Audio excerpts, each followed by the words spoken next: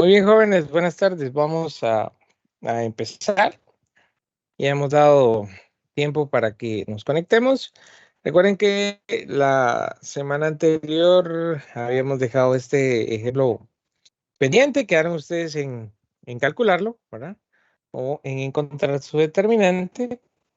Se pudieran dar cuenta que el determinante es un cero, ¿verdad? Entonces, hay varias cuestiones en este punto porque si ustedes lo analizan es un tanto complejo poder nosotros, pues de cierta forma, con solo verlo, poder decidir si esto es un determinante cero o no, con algunas eh, de las operaciones o de las propiedades que tenemos o que tuvimos en las clases anteriores, ¿verdad? Pero, por ejemplo, vamos a hacerlo así rapidito, solo para que ustedes miren. Por ejemplo, si analizamos el renglón 2 y el renglón 4, ¿verdad? Entonces, por ejemplo, si ustedes lo suman, ¿verdad? Se van a dar cuenta que tiene mucho parecido con el último renglón. Por ejemplo, si nosotros ponemos 1 por el renglón 2 más el renglón 4 y el resultado se queda ahí en el renglón 4, nosotros tendríamos más o menos esta matriz, ¿verdad? 1 menos 2, 3 menos 5, 7, 2, 0, menos 1, menos 5, 6, 4, 7, 3 menos 9, 4.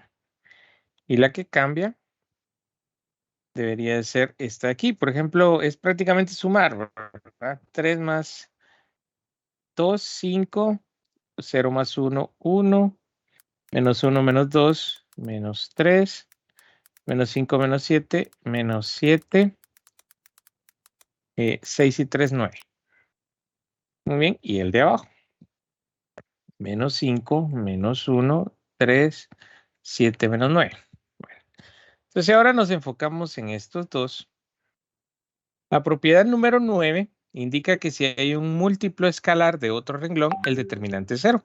Es decir, que si yo viniera y multiplicara por menos 1 el renglón, el renglón 4, miren, es prácticamente como si me diera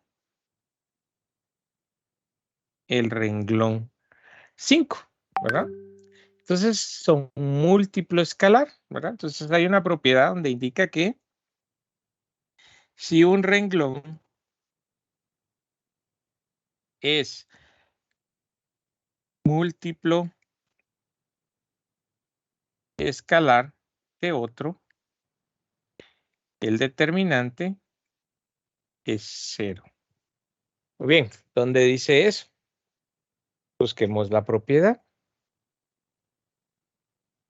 Eso está aquí cerca, ¿verdad? Porque era como la propiedad 9. Vamos a ir ahí. Vamos a ver si llegamos a ese punto. Está la propiedad 10 y aquí está la propiedad 9. Entonces, vean, dice, si un renglón o columna es un múltiplo escalar de otro renglón, entonces el determinante es 0. Bien. Muy bien. Entonces, ahora dígame una situación. Ustedes me van a decir, bueno, lo que sucede es que usted modificó la matriz para que eso fuera de esa manera, pero veámoslo lógicamente. ¿En qué afecta esta operación al renglón? En nada, ¿verdad? Porque según la propiedad 10, el multiplicar un escalar por un renglón y sumarlo a otro renglón no afecta en nada el determinante, ¿verdad? Si no lo afecta, entonces no hay ninguna variación. Y cuando ya obtenemos esta nueva matriz, obtenemos un renglón que es múltiplo escalar de otro, entonces automáticamente nosotros decimos el determinante es 0. Y ahí está. Ahí terminaría el ejercicio.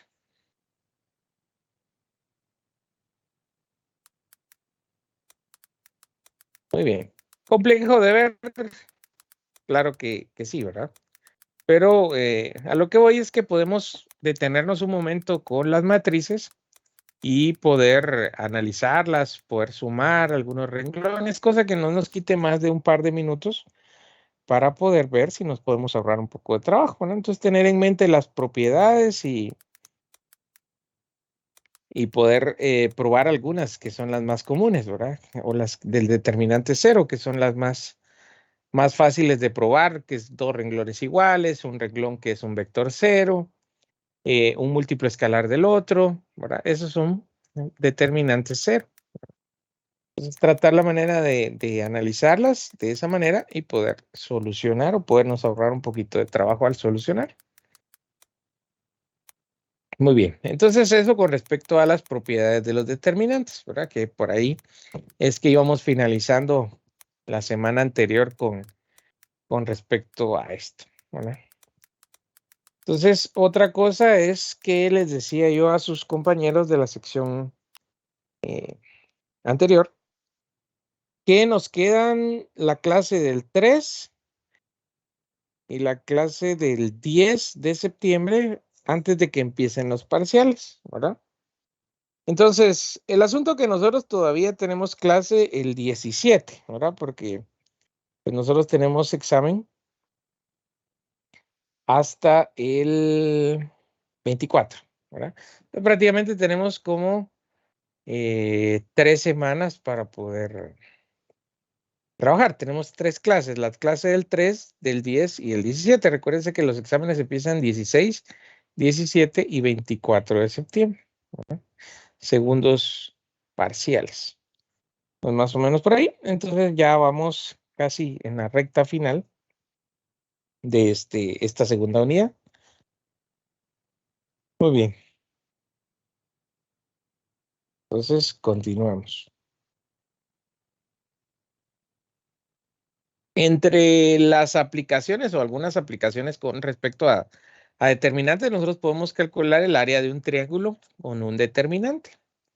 Si ustedes se dan cuenta, nos plantea la parte de la definición que un determinante tiene un triángulo, tiene 3 vértices, ¿verdad? 3 esquinas. Cada una de esas esquinas tiene una coordenada en X y en Y, ¿verdad? Tiene 2 componentes. Esas componentes pueden ser usadas para ser parte de una matriz, ¿verdad? Donde podemos encontrar el determinante y multiplicarlo por un medio para encontrar el área eh, del triángulo, ¿verdad? Muy bien. Entonces, vamos a hacer el ejemplo, ¿verdad? Tomando en cuenta esto. Hay que tomar algunas consideraciones. Por ejemplo, dice que no importa el orden en que nosotros pongamos los vértices, ¿verdad? Podría yo poner primero el de hasta abajo, luego el de arriba y luego el de en medio. Entonces no importa, porque recuerden que una de las propiedades de los determinantes indica que si nosotros tenemos o podemos cambiar las filas o las columnas de una matriz, eso haría que el determinante solo varíe como si lo hubiéramos multiplicado un -1, ¿verdad?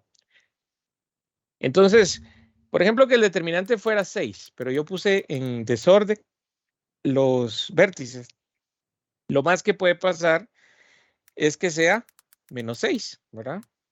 Entonces puede ser positivo o negativo. El asunto es que, como ustedes pueden ver en la parte de afuera de la matriz, vamos y tenemos un más menos un medio.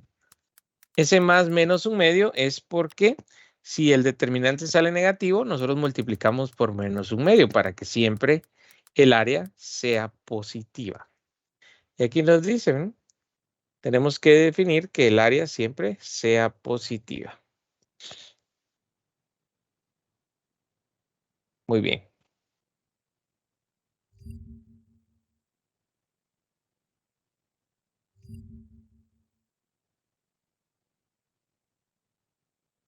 Entonces, hagamos este ejemplo. En este ejemplo se nos da un triángulo con sus vértices en un plano coordenado X y Y, ¿verdad? Entonces vamos a definir cuáles son los vértices y luego vamos a ponerlos en una matriz y vamos a calcular. También hay una particularidad de la que no hablamos. Por ejemplo, vean, los vértices están. El primer vértice es en la primera fila, el segundo en la segunda y el tercero en la tercera. Pero para que esta sea una matriz cuadrada se rellena con unos al final. Miren. ¿Por qué con unos? Recuérdense que cuando usamos Sarrus, por ejemplo, multiplicamos y esa multiplicación, es decir, un número multiplicado por 1 da ese mismo número. Entonces es el neutro multiplicativo de esa multiplicación. Entonces no nos afecta en nada, ¿verdad? No nos afecta en nada tener un 1 ahí, por lo que lo más conveniente en este punto es rellenar esa matriz con unos, ¿verdad? Bueno, entonces pongamos los vértices. Vértice número 1. El número 1 va a ser, vamos a poner el de arriba, ¿verdad? Entonces el de arriba es 3 en X, 6 en Y. Entonces 3,6. El número 2, que va a ser el que está a la izquierda, es menos 1 en X y 4 en Y. Y número 3, es este de abajo, va a ser 1 y 2. Ahí está. Esos son los 3 vértices. Ahora lo que tenemos que hacer es armar la matriz, ¿verdad? Entonces, por ejemplo, el área es igual a más menos 1/2 y la matriz, ¿verdad? Entonces ponemos los vértices en orden, por ejemplo, 3, 6, menos 1, 4, 1, 2 y rellenamos con unos. Ahí está. Ahí tenemos planteado cómo calcular el área de ese triángulo, ¿verdad? Muy bien. ¿Qué es lo que hay que hacer? Encontrar el determinante de esta matriz. Por ahí podemos empezar. Entonces puede ir 3, 6, 1, menos 1, 4, 1, 1, 2, 1, 3, menos 1, 1, 6, 4 y 2.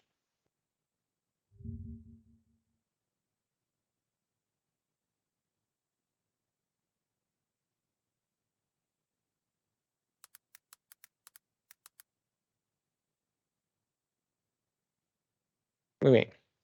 Entonces veamos, 3 por 4, 12 por 1, 12. 6 por 1, 6. Y menos 2. De ahí vamos con las inversas.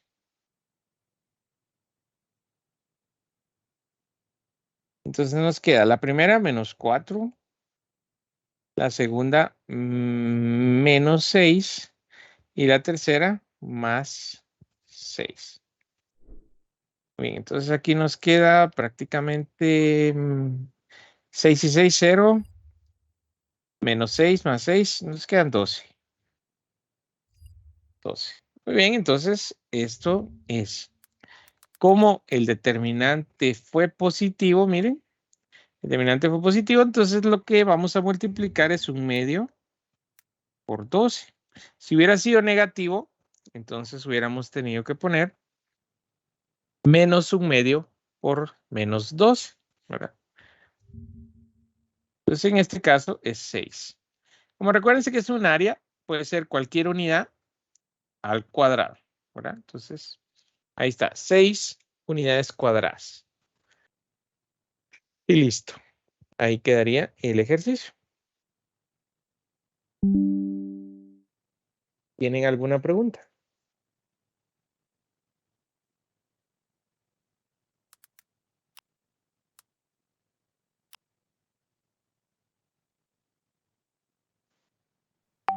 Quique, buenos días, buenas tardes. Sí, diga, Solo, Elías. entonces el 12 es como el área de un rectángulo, por eso se tiene que multiplicar por 1/2.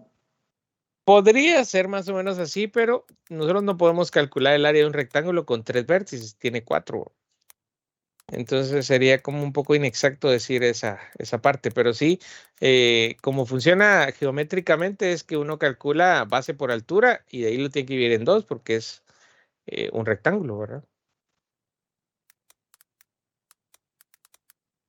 Sí, es como podríamos hacerlo para que fuera... Bueno, entonces, por ejemplo, 12 podría ser 2 veces ese triángulo, ¿verdad? Que al final termina siendo un rectángulo, tal y como usted dice.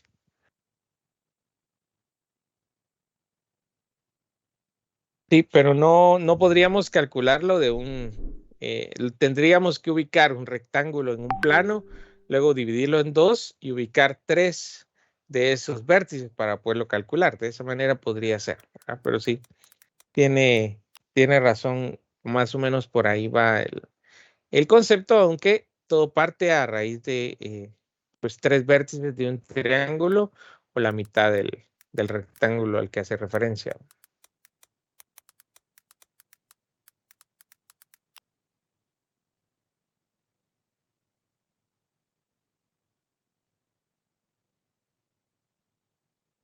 Muy bien, ¿alguien más?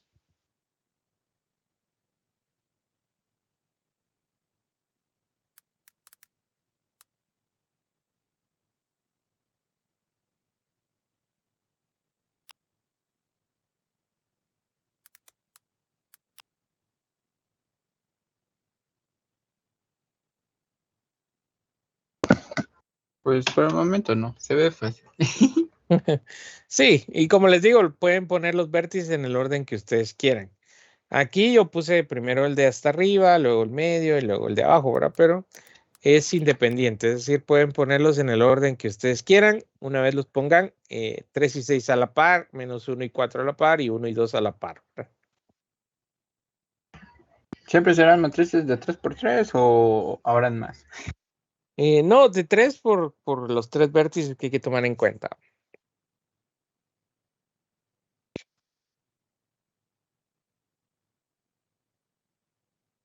Muy bien.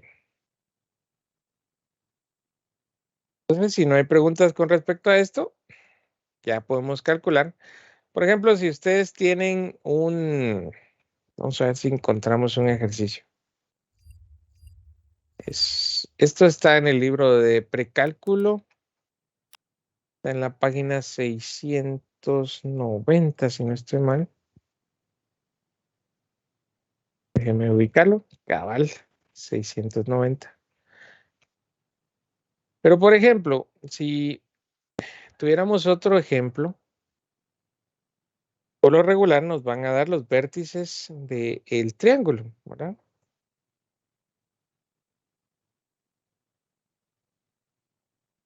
Entonces nos dicen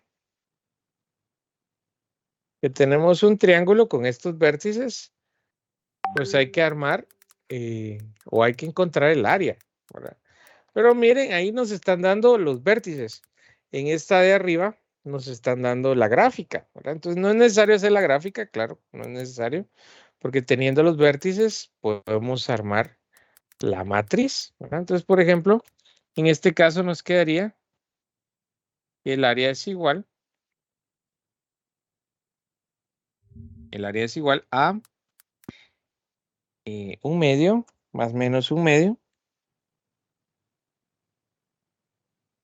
de 0,062 38111, ¿verdad?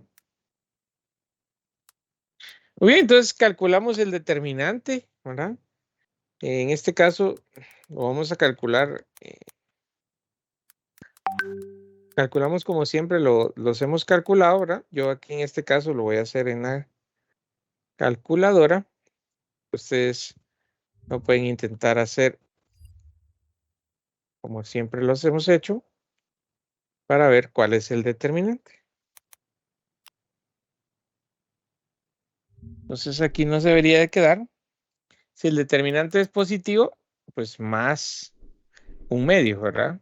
Si el determinante es negativo, pues menos un medio. Y aquí iría el determinante. Según el cálculo que yo hice aquí en la calculadora, me quedó 42. Prácticamente esto sería 21 unidades cuadradas el resultado. Bueno, el 42 lo hice yo con la calculadora, pero recuérdense que siempre tenemos que dejar constancia del trabajo, más que todo en los parciales, ¿verdad?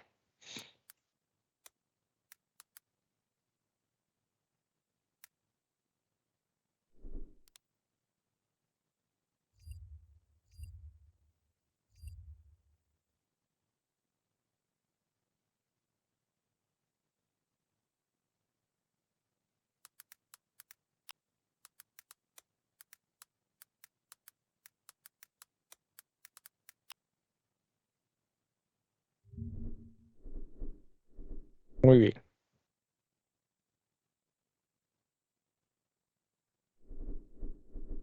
Por ahí va la situación entonces. Muy bien. Pues ya saben, así podemos encontrar los ejercicios o bien podría ser así. La situación es que la solución nos da exactamente el área del triángulo que está propuesto. Bueno, muy bien. Entonces el siguiente tema es las inversas, ¿verdad? Pero si tenemos una inversa, ya nosotros sabemos que la podemos calcular mediante Gauss-Jordan, ¿verdad? Y que pues ampliábamos con una identidad y luego pues lo que hacíamos era cambiar de lugar la identidad y lo que queda del otro lado era la matriz inversa. En este caso vamos a usar un método que es mediante la matriz adjunta. Entonces vamos a aprender a hacer primero la matriz adjunta y luego hacemos la inversa como tal, ¿verdad? Entonces vamos a hacer eso. Muy bien, entonces empezamos viendo que es una matriz adjunta. La matriz adjunta dice sea A una matriz n por n y sea B la matriz de todos sus cofactores, ¿verdad? Todos los cofactores de cada una de las posiciones. Entonces la adjunta de A, escrita A de JA, ¿verdad? Que es como se escribe, es la matriz transpuesta de todos los cofactores. Entonces, ¿qué es lo que tenemos que hacer para encontrar la adjunta? Para esto, lo que nosotros deberíamos de encontrar es cada cofactor de cada una de las posiciones de la matriz. Recuérdense que en los cofactores no se usan las posiciones, es decir, no se multiplica por 2 o por 4 o por 3 o por 0 o por 1 por menos 1. Se multiplica por menos 1 la I más J por el determinante de la menor. Eso es nada más un cofactor. Entonces, las posiciones ahí no nos sirven para nada, más que en la expansión de cofactores, que ya es un método para encontrar el determinante de una matriz, ¿verdad? Pero no es eso lo que estamos buscando ahorita. Muy bien. Entonces, continuemos, o empecemos, mejor dicho. Bueno, entonces recuerdan ustedes que lo inicial del cofactor, o mejor dicho, un cofactor se calcula así, miren, menos 1 a la I más J multiplicado por el determinante de la menor IJ. Así se calcula un cofactor, ¿verdad? No tiene que ver nada la entrada, la posición o los números que tienen las matrices, no. Eso solo nos sirve para las menores, ¿verdad?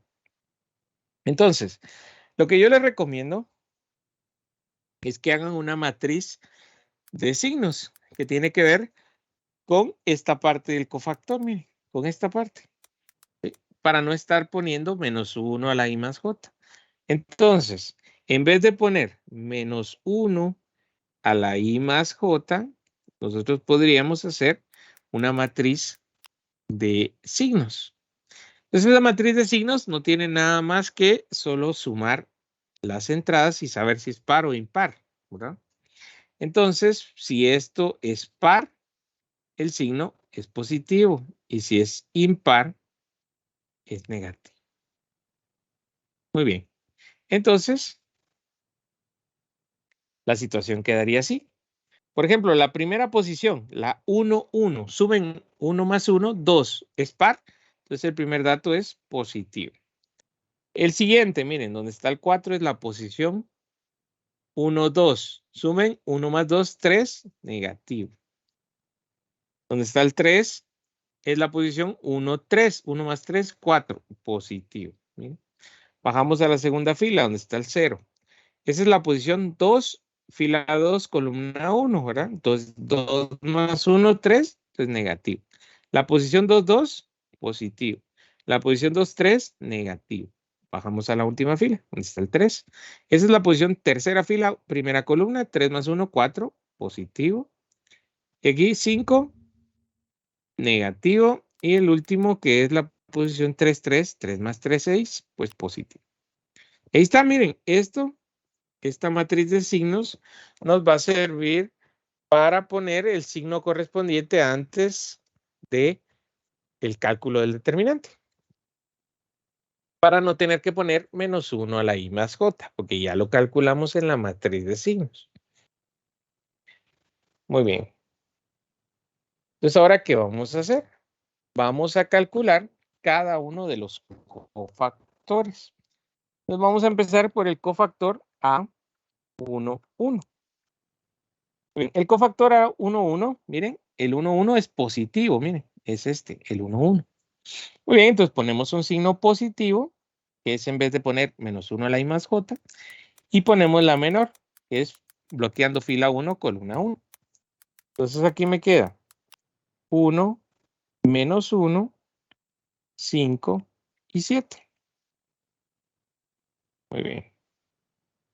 De ahí calculamos, ¿verdad? Entonces nos queda 1 por 7, 7, menos -1 por 5. Entonces 7 más 5, 12. El positivo, pues deja que siga siendo 12. Vamos con el cofactor 1, 2.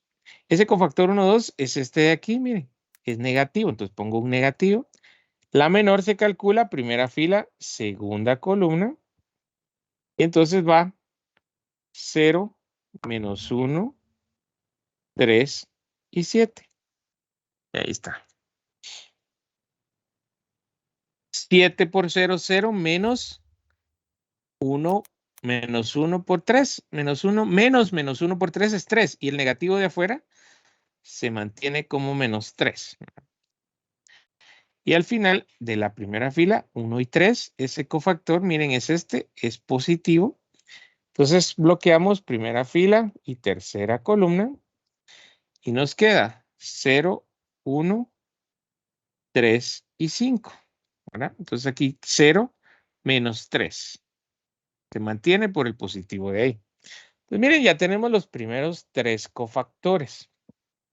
No usamos las posiciones más que solo para obtener las menores, ¿verdad? No se usan para multiplicarse. Lo único que se multiplica es el signo que ustedes ven fuera del determinante.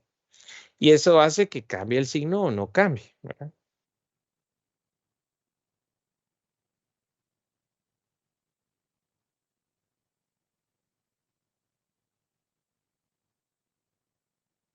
Muy bien. Entonces vamos a continuar. Vamos con el cofactor A. Vamos con el cofactor A21. El cofactor A21 es negativo, miren.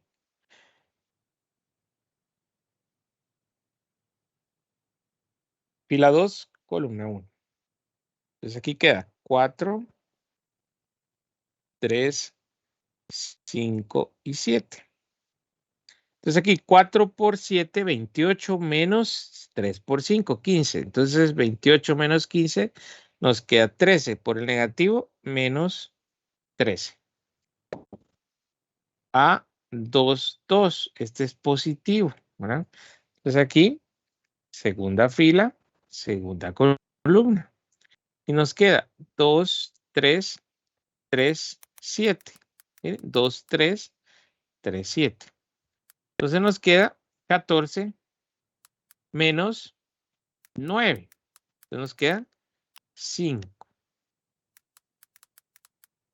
¿Verdad? 14 menos 9, 5. Muy bien, queda 5 porque es positivo. Vamos con el siguiente. A2, 3. A2, 3 es negativo. Entonces nos queda 2, 4, 3, 5. 10 menos 12. Nos queda menos 2 y el negativo nos quedan 2. Muy bien, tenemos la segunda fila. Vamos con la tercera. A 3, 1.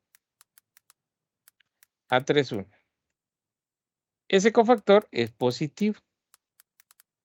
Entonces vamos, tercera fila, primera columna. Entonces nos queda 4, 3, 1 menos 1. Nos queda menos 4 menos 3 menos 7. A 3, 2. Este es negativo. Entonces, tercera fila, segunda columna. Entonces nos queda 2, 3, 0, menos 1. Entonces nos queda menos 2, menos 0, menos 2, ¿verdad? Y el negativo queda 2. Y por último, A3, 3, que este es un cofactor positivo. Y bloqueamos entonces tercera y tercera. Nos queda 2, 4, 0, 1. Y el resultado aquí es 2. 2. Miren, ya tenemos todos los cofactores. Recuerden que los cofactores, pues es este de aquí, este de acá, este y este.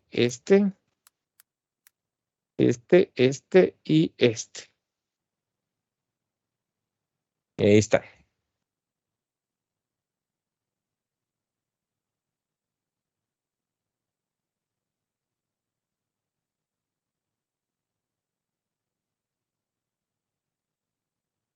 Muy bien.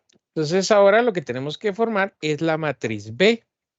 La matriz B es la matriz de todos los cofactores. Entonces vamos a poner todos los cofactores en el orden que corresponde. 12 menos 3 menos 3 menos 13, 5, 2, menos 7, 2 y 2.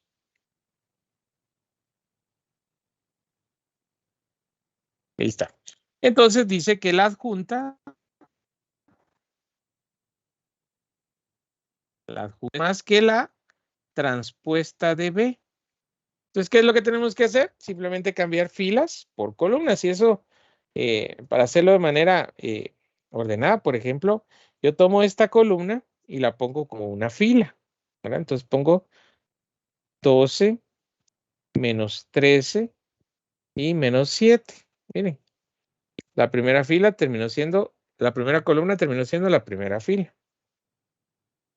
Luego, tomo la segunda fila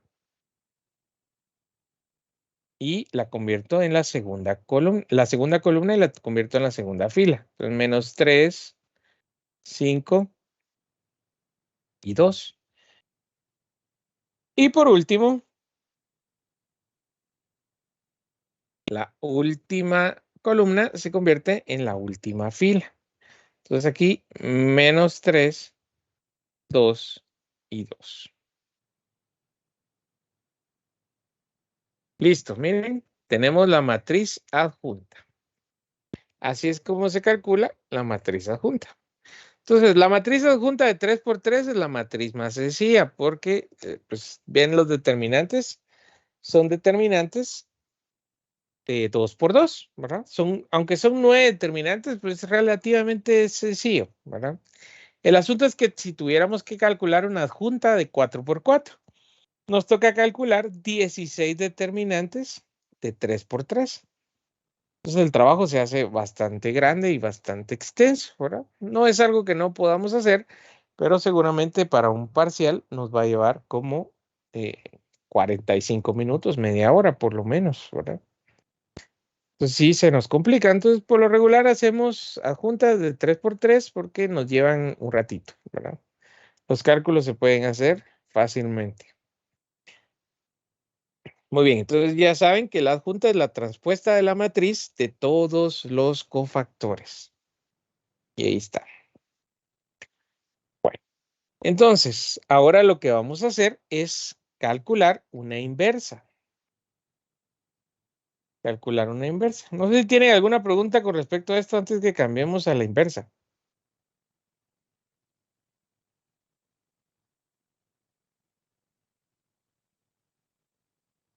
De mi parte no dije. Todo parece que sí está, sí lo entendí. Muy bien. Excelente, entonces.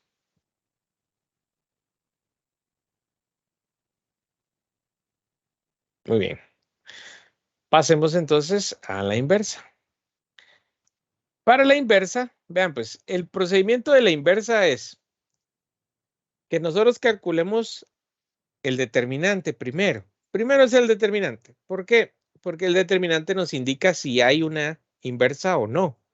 Entonces aquí lo dice, miren, sea una matriz n por n. Entonces A es invertible. Sí y solo sí.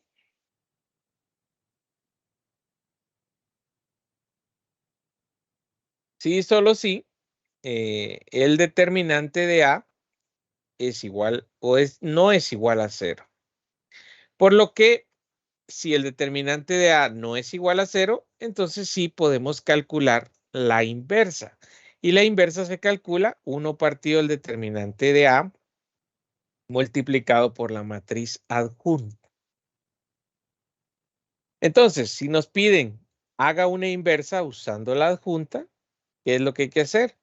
Primero calcular el determinante para saber si no es un 0. Porque si es 0, entonces lo que tenemos que hacer es indicar que la matriz no tiene inversa o no es invertible, ¿verdad? Como bien dice ahí. Bueno, entonces empecemos por el principio, que es el determinante. Entonces vamos a calcular el determinante de la matriz A, que es esta que está aquí. Va a ser 2, 4, 3, 0, 1 menos 1, 3, 5, 7, 2, 0, 3, 4, 1, 5. ¿Bien?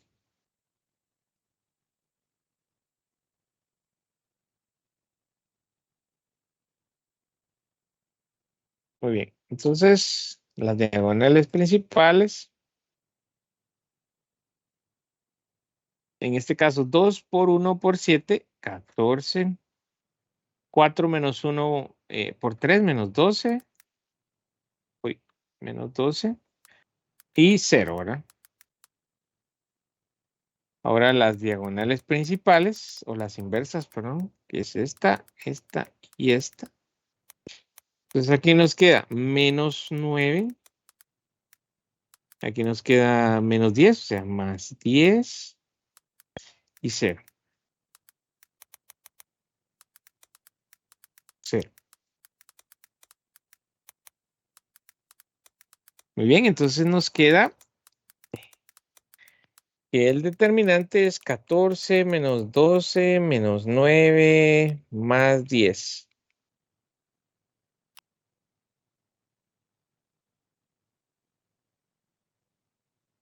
3. Miren, el determinante es 3.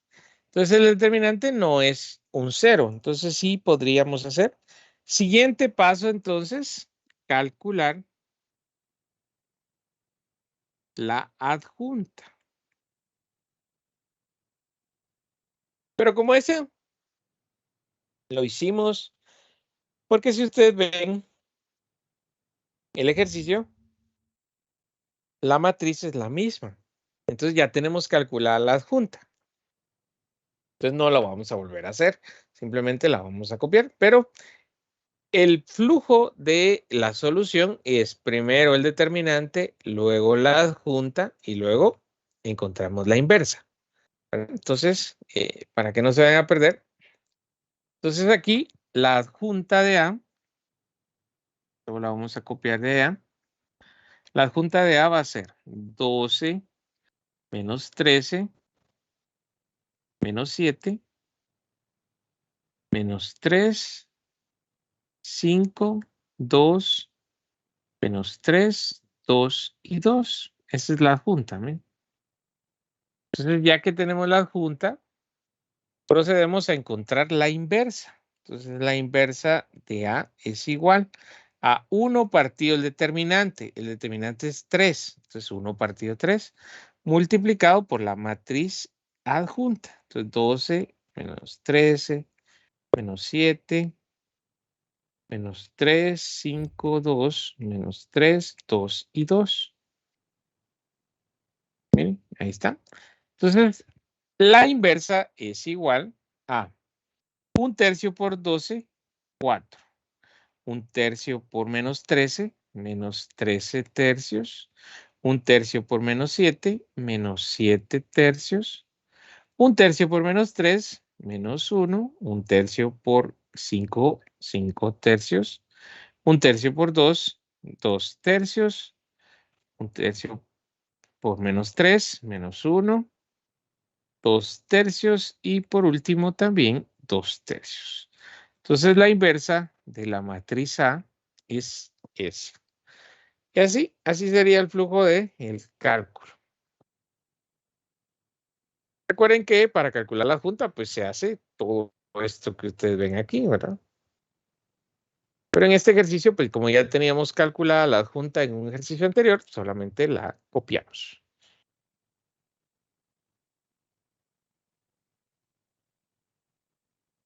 Muy bien, no sé si tienen alguna pregunta.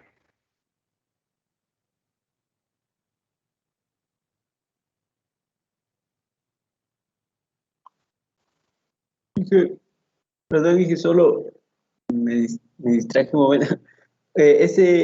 ¿Por qué lo multiplicamos por 1/3? Es 1 partido el determinante. Y el determinante es 3. Ah, amigo, ok, ok. Sí, recuerden, aquí arriba está la fórmula. Aquí está, miren. 1 partido el determinante por la adjunta.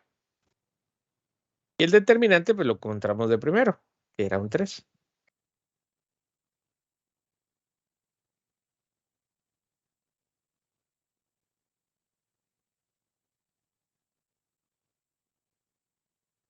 Muy bien. ¿Alguna otra pregunta?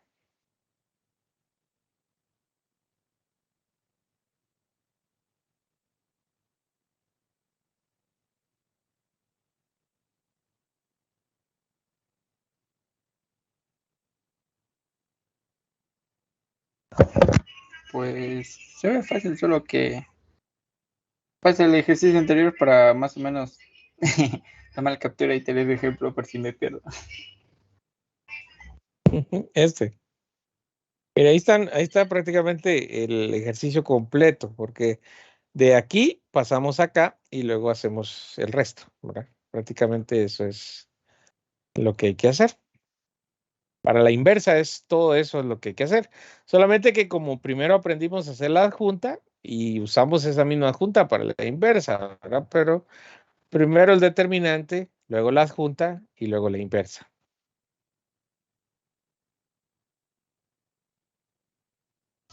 Ya dije, gracias. Muy bien.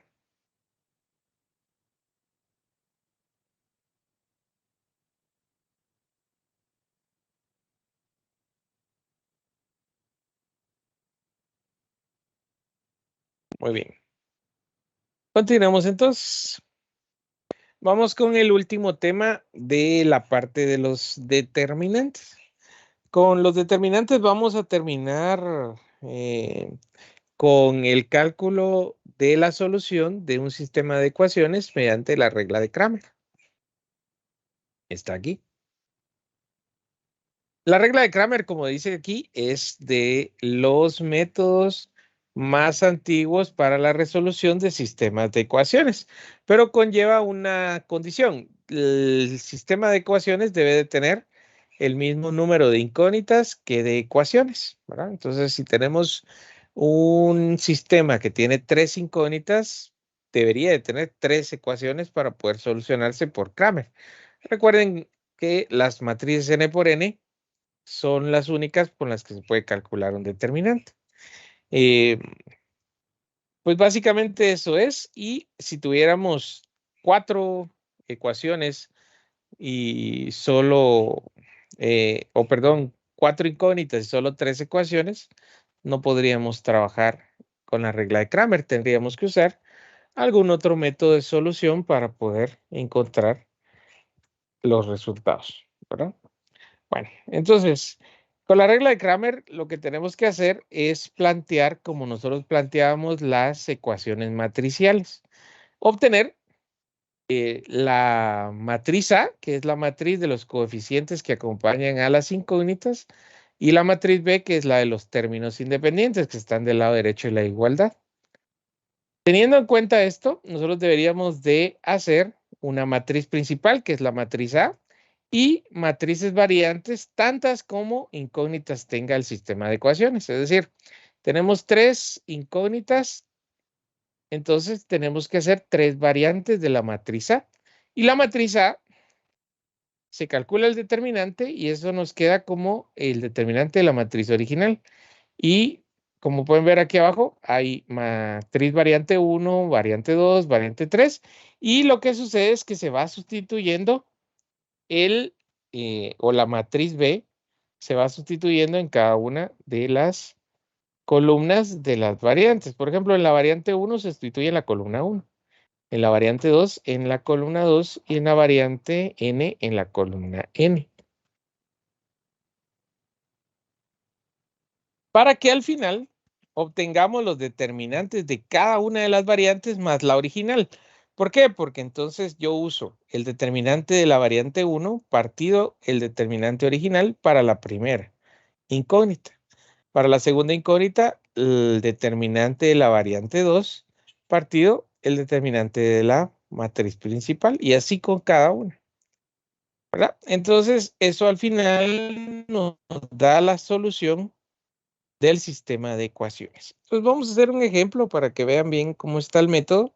Pero como les digo, tenemos que generar una matriz original, que es la matriz A, como si la estuviéramos planteando en matricial, y luego variantes, que es sustituir la matriz B en cada una de las columnas, la primera en la primera, segunda y así sucesivamente, cuantas hayan, ¿verdad? Muy bien, entonces vamos a resolver un sistema de ecuaciones de 3 incógnitas para que veamos correctamente el ejemplo. Muy bien. Entonces vamos para él.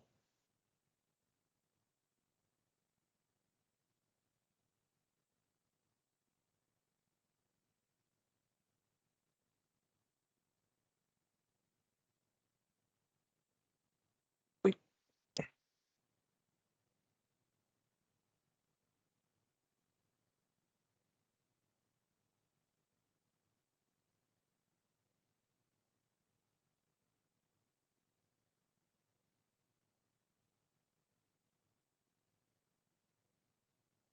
Aquí está el ejemplo.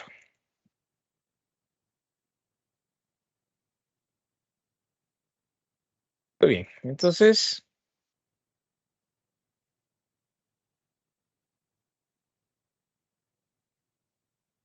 en el caso del ejemplo, vemos que tenemos que cumplir con la condición o la única condición que nos da la regla de Cramer. Si tenemos 3 incógnitas, deberíamos de tener también 3 ecuaciones, ¿verdad? Entonces, ya ahí está cumplida la condición. Entonces, vamos a empezar a trabajar. Recuerden cómo se plantea las matriciales, ¿verdad? Entonces, por ejemplo, matriz A es igual. Todos los coeficientes que acompañan a las incógnitas. Entonces va 2, 4, 6, 4, 5, 6, 3, 1, menos 2. Miren, esta sería nuestra matriz A. La matriz B es la matriz de todos los términos independientes, es decir, del 18, del 24 y del 4. Entonces ahí ya tenemos. Claro, la matriz X, ¿se acuerdan en los matriciales? La matriz X tiene que tener todas las incógnitas, pero esa es la que no nos interesa en este punto. Solo nos interesa la matriz A y la B. ¿Por qué? Bueno, recuerdan que yo les había dicho que hay que generar una matriz variante por cada una de las incógnitas que tenemos. Como tenemos 3 incógnitas, vamos a generar A1, A2 y A3. Muy bien, entonces, ¿cómo va? Para A1, lo que tenemos que hacer es sustituir la primera columna por la matriz B. Entonces, como es la primera, en vez de poner 2, 4 y 3, vamos a poner 18, 24 y 4. Y de ahí el resto, pues como indica la matriz A. 4, 5, 1, 6, 6 y menos 2.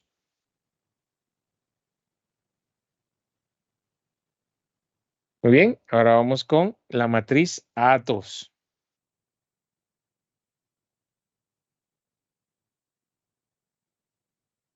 2, 4, 3, 18, 24, 4 y el resto que es 6, 6 menos 2. De ahí a 3.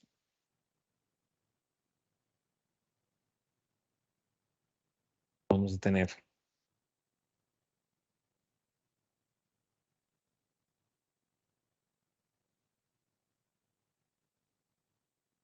2, 4, 3, 4, 5, 1 y la matriz B, 18, 24, 4. Y ahí tenemos las 3 variantes y la matriz principal. Entonces, ¿qué es lo que tenemos que hacer? Encontrar los determinantes de cada una de esas matrices planteadas. Como ustedes se pueden dar cuenta, cada una de las matrices variantes incluye la matriz B en diferente columna. La primera en la primera, y así nos vamos con la segunda y la tercera. Muy bien, entonces encontremos la matriz A1 o la primera matriz, que es la A, ¿verdad? Encontremos su determinante. Entonces, matriz A, determinante de la matriz A, se va a calcular. Vamos a usar Sarrus, 2, 4, 6, 2, 4, 4, 5, 6, 4, 5, 3, 1, menos 2, 3, 1.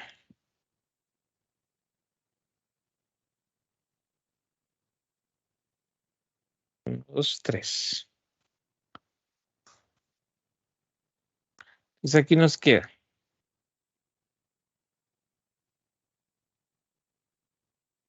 2 por 5 por menos 2, menos 20. Ahí nos queda 4 por 6 por 3, 72. 6 por 4 por 1, 24.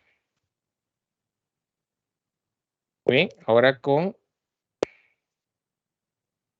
la inversa. Esta y esta.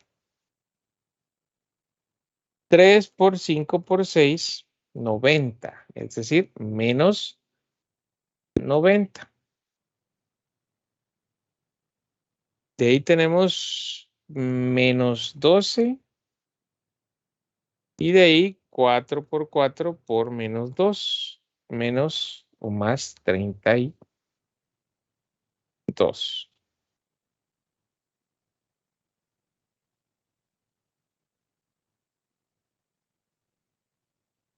Menos 20 más 72 más 24 menos 90 menos 12 más 32, 6. Primer determinante, 6. Bueno, vamos con la variante A1. Para A1 vamos a tener 18, 4, 6, 18, 4. 24, 5, 6, 24, 5. Y 4, 1, menos 2, 4, 1.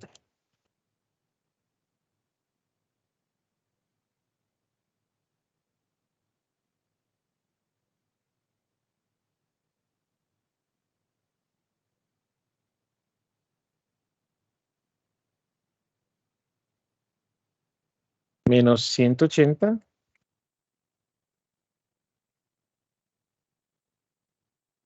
más 92, 96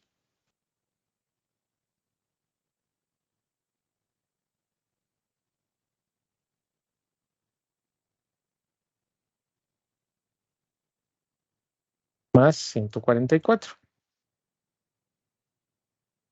Ahora vamos con las diagonales inversas. 4 por 5 por 6, 120. Negativo. 6 por 18 por 1. 108. Negativos. Y por último, 24 por 4 por menos 2. 192. Pues va, 180 más 96 más 144 menos 120 menos 108 más 192, 24. 24. Segundo. Vamos con A2.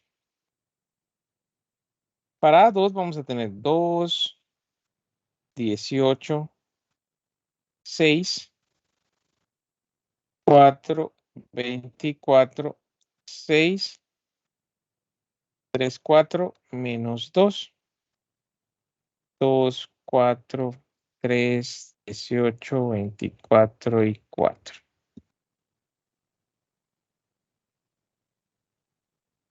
Uno, 2, 3.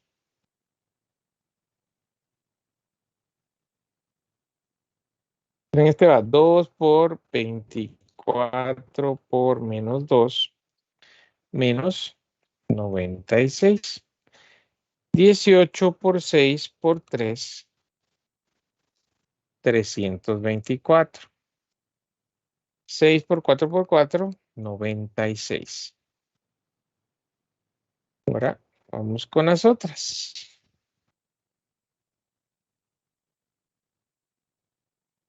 3 por 24 por 6, menos 432. 4 por 6 por 8, menos 48. Y 4 por 18 por menos 2, más 144. Entonces, menos 96 más 324, más 96, menos 432, menos 48, más 144, menos 12. Segunda y el último. 3. Muy bien.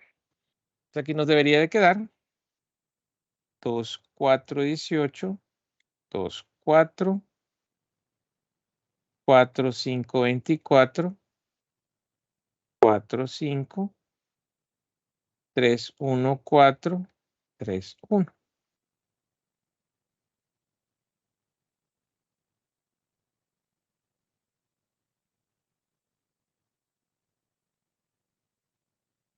Entonces aquí nos queda 2 por 5 por 4, 40, ¿verdad? El otro, 4 por 24 por 3, 288. Y 18 por 4 por 1, 72. Ahora vamos con los inversos.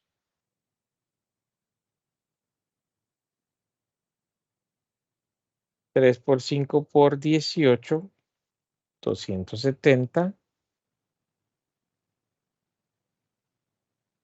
De ahí, menos 48. Y luego 4 por 4 por 4, 64.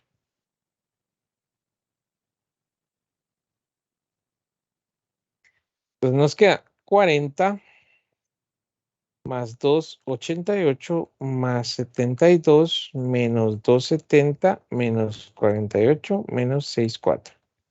18. Muy bien. Entonces, miren, ya tenemos todos los determinantes, ¿verdad? 6, 24, 12 y 18. Entonces les había dicho que lo que tenemos que hacer es, por ejemplo, para x1, tenemos que tomar el determinante de la matriz A como denominador y como numerador el determinante de la variante A1. Entonces esto nos debería de quedar.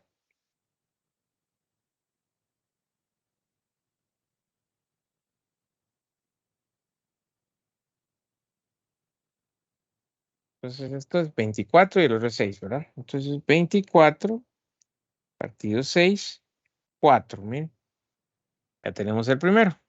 Ahora para y, o mejor dicho, x2, porque aquí son x, ¿verdad? x2 tengo que usar el determinante de la matriz A y de numerador tengo que usar el determinante de la matriz A2. En este caso es menos 12 y 6, o sea, es menos 2. Y por último, x3 es igual al determinante de la matriz A y el determinante de la matriz A3. Entonces aquí es 18, 6, 3. Entonces, la solución del sistema de ecuaciones es x sub 1 igual a 4, x sub 2 menos 2 y x sub 3, 3. Ahí está. Solucionado por el método de la regla de Kramer.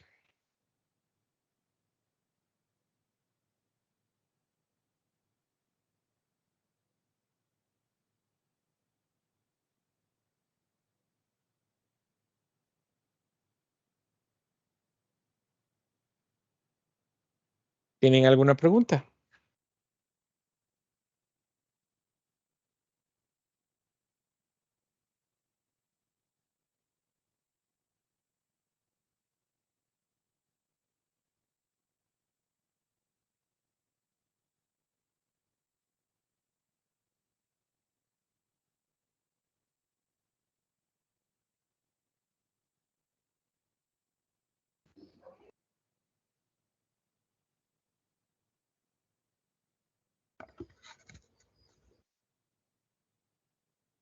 ¿Ninguna? Muy bien. No, dije. Gracias, Joshua. ¿Verdad? Entonces, como ya se imaginarán, pues cada procedimiento, cada situación en álgebra es bastantes números que escribir, ¿verdad? Eso siempre es mucho trabajo, pero conforme vamos avanzando, lo vamos haciendo un poco más rápido porque ya llevamos cuántos meses haciendo números, ¿verdad? Prácticamente julio y agosto haciendo números, ¿verdad? Entonces ya deberíamos de eh, darle con más fe a esta situación, es decir, los métodos deberían estar más claros, ¿verdad? Entonces veamos, aquí tenemos un último ejemplo de la regla de Kramer. Vamos a plantear las variantes, las vamos a resolver para hacerlo más rapidito. Pues vamos a empezar con, por ejemplo, la matriz A. La matriz A debería ser 2 menos 3, 4, 1, como no hay Y, miren, 0, y de ahí 6. De ahí 3 menos 2, 0. ¿Verdad? De una vez vamos a ampliarla aquí y la vamos a resolver. Entonces va 2, 1, 3, menos 3, 0, menos 2. Entonces, para no perder mucho tiempo con esto, y va 0 54 va a ser este, 54, pero negativo. Y aquí nos queda menos 8. Ok, ahora vamos con este cambio. Ahí está. Ahora vamos con las inversas. Pues en este caso nos queda 0 menos 0. Nos queda más 24. Y aquí nos quedan 0. Entonces 24 y 54 menos 30 menos 38. Menos 38 el determinante de A. Ahora vamos con las variantes, ¿verdad? Entonces, como recuerden que tenemos 3 incógnitas, 3 variantes y 3 ecuaciones. Entonces sí podíamos trabajar por acá, ¿verdad? Que no habíamos mencionado. Pero entonces vamos a poner esta son los términos independientes. Entonces va 1, 0, 5 y de ahí el resto, ¿verdad? Entonces menos 3, 0, menos 2, 4, 6, 0. Y la vamos a ampliar de una vez. 1, 0, 5, menos 3, 0, menos 2. Y vamos de una vez. Aquí hay números pequeñitos, entonces es más fácil, ¿verdad? 0, 15 menos 90, 0. Vamos con los de abajo.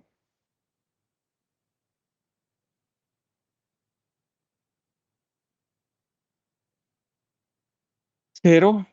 Aquí nos queda más 12, 0. Menos 78. Vamos con el siguiente. A 2. Aquí copiamos la primera fila. 2, 1, 3. Y sustituimos por 1, 0 y 5. Y copiamos el resto. 4, 6 y 0. Ampliamos de una vez y nos queda 2, 1, 3, 1, 0, 5.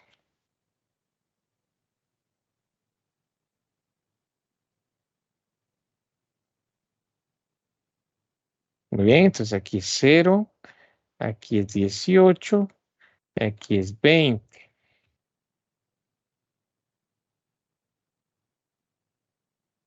Esta y esta. Aquí nos queda menos 0, 10, 60, negativos y 0. O menos 0 más 0, lo mismo es, ¿verdad? 18, 20, 38, 18 más 20 menos 60. Menos 22. Y por último, la variante A3, que va a ser 2, 1, 3, menos 3, 0, menos 2, 1, 0, 5, 2, 1, 3, menos 3, 0, menos 2.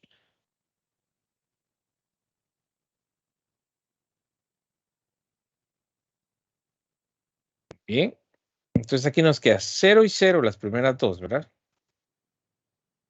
Y la tercera, menos 2. Vamos con las inversas, esta y esta. Entonces aquí lo que nos queda es 0, 0.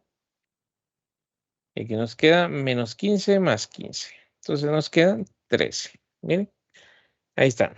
Hicimos rapidito los 4 determinantes porque los números pues habían ceros y era mucho más sencillo. Entonces recuerden, para X deberíamos de tomar el determinante de la matriz A, menos 38, y el de la primera variante, menos 78. Entonces aquí nos quedan 39, 19, ¿verdad? 38 dividido 2 es 39. Ahí está. Esto es con X, con Y, menos 38, y es la segunda variante, que es menos 22. Entonces aquí nos debería quedar 11, 19. Y por último, con Z, es menos 38 y 13. Ahí está. Solucionado. X, Y y Z.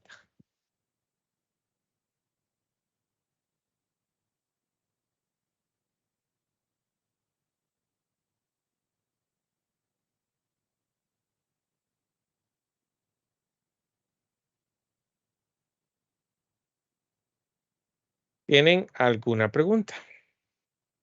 Eso es con respecto al método de Gauss-Jordan. Ya vieron, aquí lo hicimos más rápido porque no hicimos tanta formalidad en los cálculos, ¿verdad? Pero pues relativamente es sencillo. Solo es de ir calculando, llevando el control, y pues con eso es suficiente.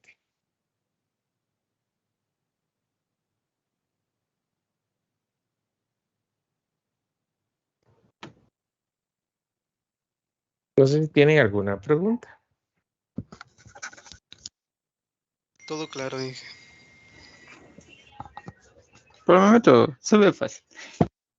Sí, es sencillo, solo es cálculo de determinantes, ¿verdad? Vamos calculando todos los determinantes para al final solo armar las fracciones aquí para resolver.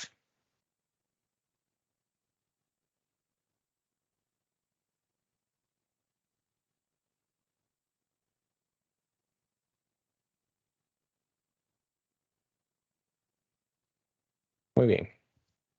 Entonces, ya para terminar el día de hoy, si no hay ninguna otra pregunta, vamos a pasar a definir, solamente definir los vectores.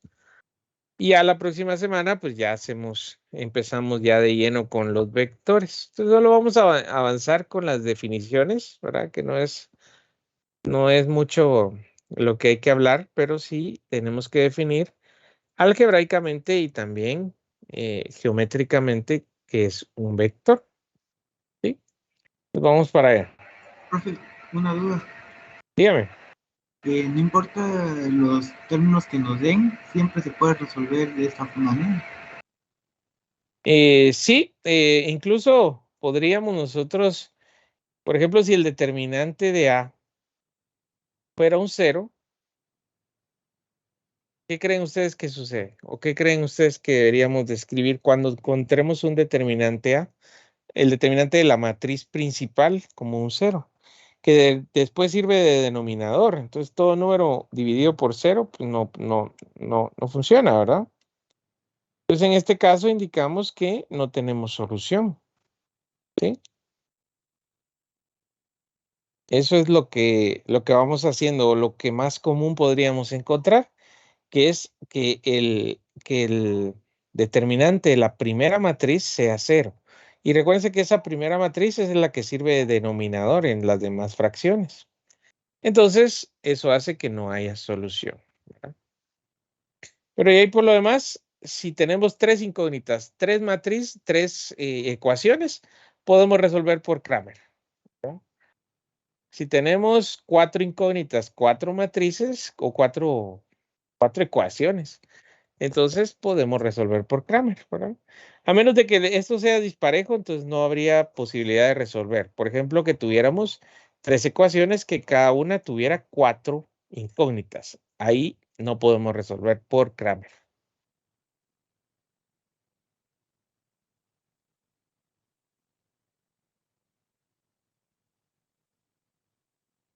¿Sí? Muy bien. Vamos entonces, y no hay otra pregunta, a los vectores. Vean pues, una de las principales cosas que tenemos que aprender nosotros de los vectores es que hay diferentes vectores que viven o que más que todo son parte de espacios vectoriales. Es decir, hay ciertos tipos de vectores que el espacio donde funcionan es específico para ellos, ¿verdad? Por ejemplo, están los vectores R cuadrado, como estos que vamos a empezar a ver, que existen en un plano XY, ¿verdad? Entonces, todos los vectores de números reales que tienen dos componentes, por decirlo así, ¿verdad? Tienen presencia en X como en Y. Bueno, pero eso es tema para un poquito más adelante. Es un espacio vectorial R cuadrado. Ya luego vamos a definir qué es un espacio vectorial y todo lo demás. Lo que nos interesa en este punto es, por ejemplo, aquí tenemos dos rectas, segmentos de rectas dirigidos, como bien dice ahí. Un segmento de recta tiene un inicio y tiene un final y tiene una dirección. Este segmento de recta dirigido va de P hacia Q. Miren, de P hacia Q. ¿Sí? Y se dirige de P hacia Q. ¿Y cómo sabemos? Por la flecha, ¿verdad? Entonces vean ustedes también cómo se escribe P a Q. En el otro caso, tenemos un segmento de recta que va de Q a P por la flecha, ¿verdad? Y miren cómo se escribe. Entonces se escribe primero el punto inicial y luego el punto final, ¿verdad? Entonces, esto podría estar ubicado u orientado en cualquier espacio del plano R2, ¿verdad? O sea, en el plano XY. El asunto que existe una definición que dice que un conjunto de rectas dirigidos son equivalentes. ¿Qué quiere decir? Que yo podría poner un segmento de recta aquí, lo podría poner aquí con la misma dirección y la misma magnitud o el mismo tamaño, ¿verdad? Podría poner aquí, o incluso en el origen. Y termina siendo exactamente el mismo segmento de recta dirigido. Entonces dice que no importa dónde se ubique, existen infinitos segmentos de recta que pueden estar ubicados en cualquier lugar del infinito espacio XY, ¿verdad? Entonces, a partir de eso, es que nosotros podemos inferir que los vectores los podemos poner en el origen hacia cualquier punto, como ven ese que está ahí. Entonces, a partir de ese momento, los vectores, por comodidad, dejaron de tener un punto inicial y un punto final y se hace referencia entonces solo al punto donde finalizan, ¿sí? El punto donde finalizan. Entonces, yo tengo un vector que finaliza en el punto P, ¿verdad? Que puede estar puesto en cualquier lugar porque ya sabemos entonces que los conjuntos de recta que tienen el mismo valor y tienen la misma magnitud o tienen el mismo tamaño y la misma dirección son equivalentes y los ponemos en cualquier punto, ¿verdad? Entonces nosotros cuando dibujemos vectores los vamos a dibujar siempre del origen hacia cualquier cuadrante, ¿verdad? Del origen hacia cualquier cuadrante. Muy bien, por esta definición. Teniendo claro entonces que los vectores los vamos a dibujar así, el inicio en el origen y la finalización en cualquier punto y el tamaño de acuerdo a las características que se deseen, ¿verdad? Vamos a definir la definición tanto geométrica como algebraica de un vector. Entonces,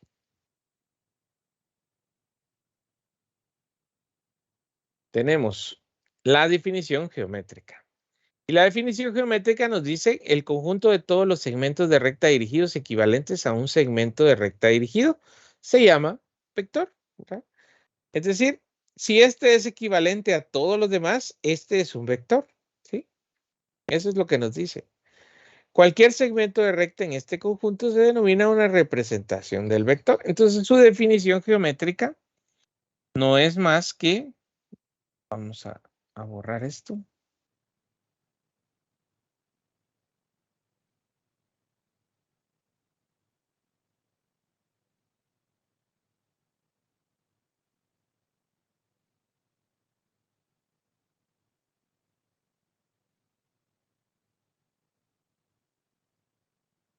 de una situación así, mire.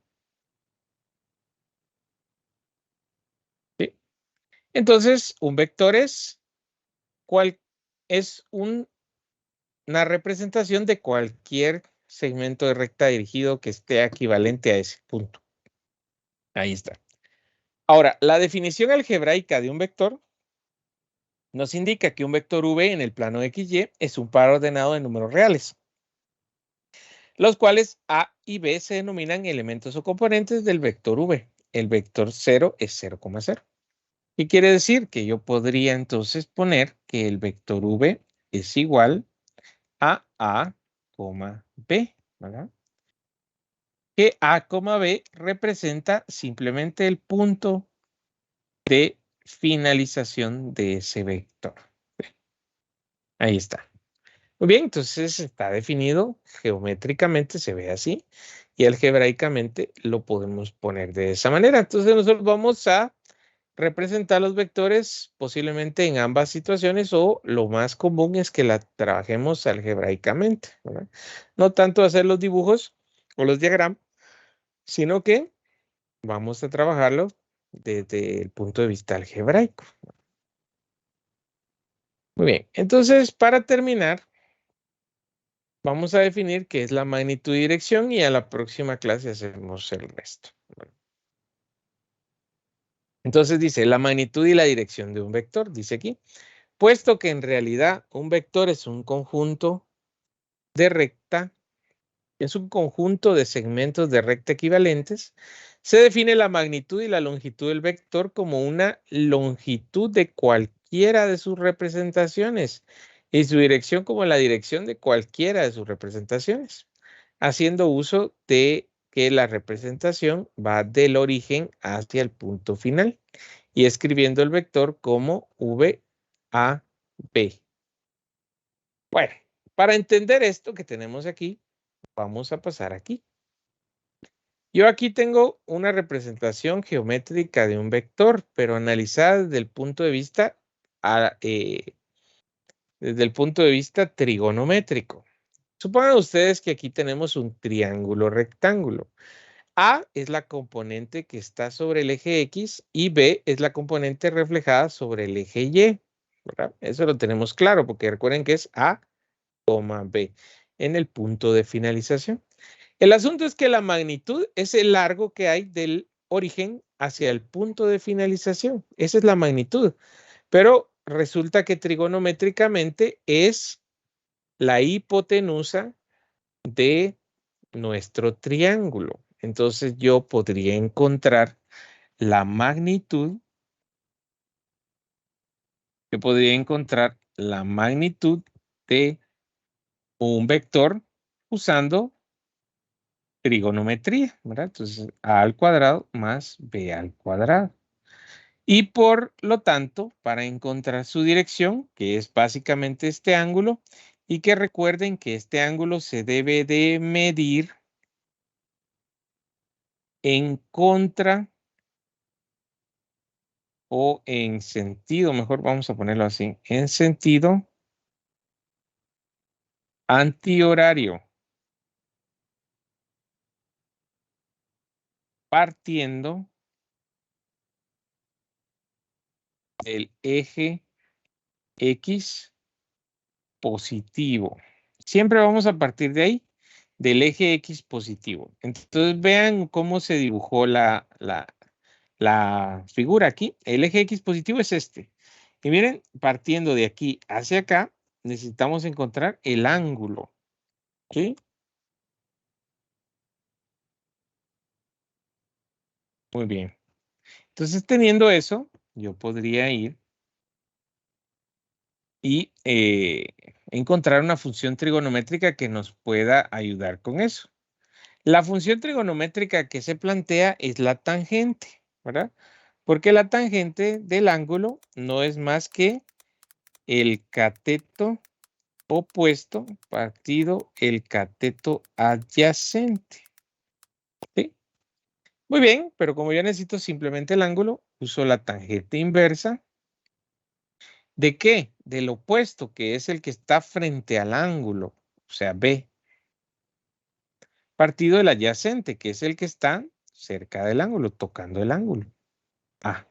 Y entonces, con esto yo podría definir cuál es la magnitud y la dirección de un vector, pero todo está desde la parte trigonométrica.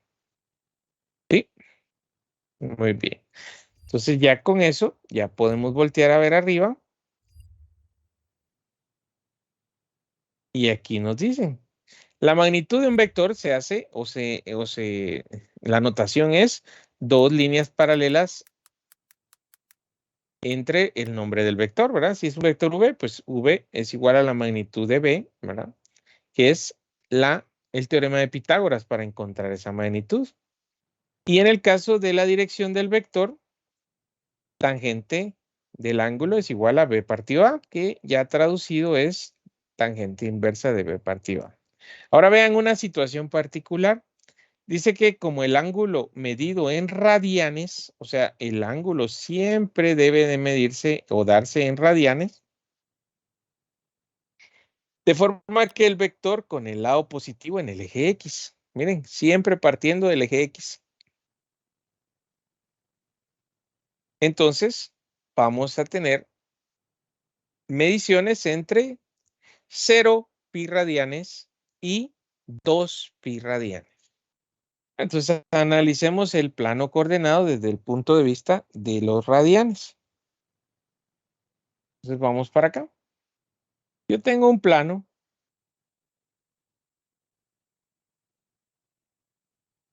así como este. Yo sé que el eje X positivo es pues este que está aquí y todos nuestros ángulos deben de medirse en esta forma, ¿verdad? Entonces yo debo de empezar a medir de ese eje hacia esa dirección. Si yo tengo un vector aquí, por ejemplo, ¿verdad? Yo tendría un vector aquí, yo debería empezar a medir el ángulo de aquí hacia ese vector, ¿verdad? Entonces, de esa manera es que se hace.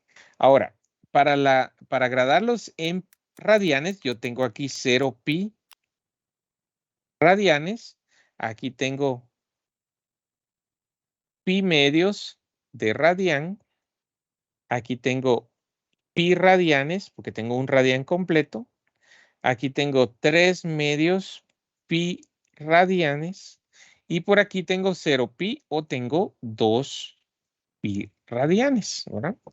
Entonces, así es como va la situación, ¿verdad? Así es como va.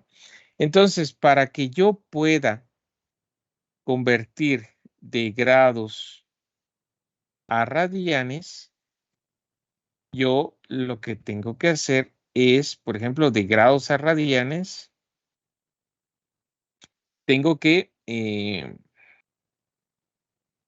dividir los grados por 180. Entonces, por ejemplo, aquí me va a dar radianes es igual a los grados que yo tenga calculados partido 180. Por ejemplo, ¿cuántos radianes son? 45 grados. Pues lo único que tengo que hacer es partido 180 y estos me dan un cuarto. Pi radianes. O pi cuartos de radian, ¿verdad? Ahí está, cómo se calcula. Muy bien, pero si yo, entonces, en vez de calcular de grados a radianes, necesitaría calcular de radianes a grados. Pues sencillo, ¿verdad? Simplemente, si yo quiero calcular a grados, multiplico los radianes por 180. Por 180. Por ejemplo, si yo tengo, ¿cuántos grados son? 3 medios de pi radianes. Pues simplemente multiplico por 180 y me da de grados 270 grados.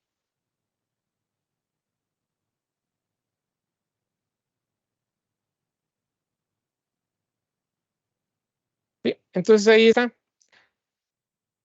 Muy bien, entonces en la próxima clase vamos a analizar más a detalle cada uno de los cuadrantes y todo lo demás que tenemos aquí.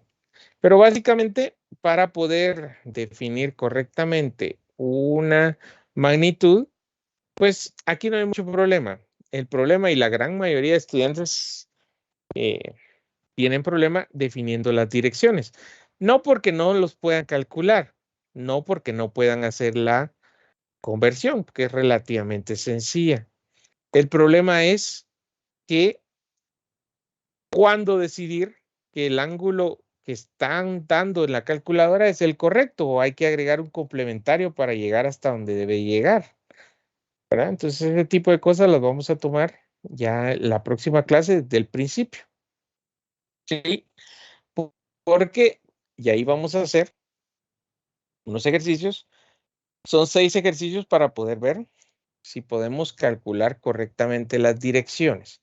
Porque eso es lo complicado, las direcciones. De ahí lo demás, pues yo creería que es relativamente sencillo. Muy bien, entonces con eso prácticamente vamos a terminar la clase de hoy. No sé si tienen alguna pregunta, alguna situación.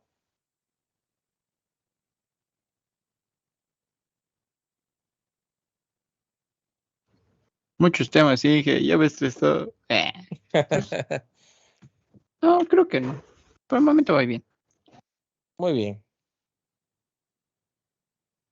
Muy bien, jóvenes, si no hay preguntas, la próxima clase empezamos con los vectores, a empezar a calcular direcciones y analizar, como ustedes se saben el nombre, este plano coordenado, ¿verdad? Se lo van a saber.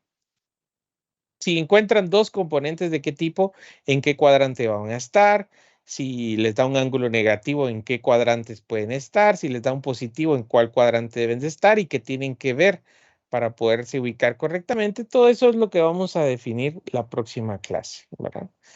Entonces, por hoy, como bien dice su compañero, son ya muchos temas, entonces lo vamos a dejar hasta ahí.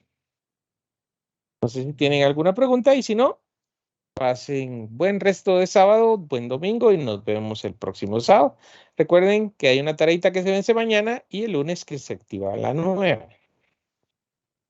Entonces, pasen buena tarde, jóvenes. Cuídense, un gusto saludarlos y nos vemos el próximo sábado. Que pase buena tarde.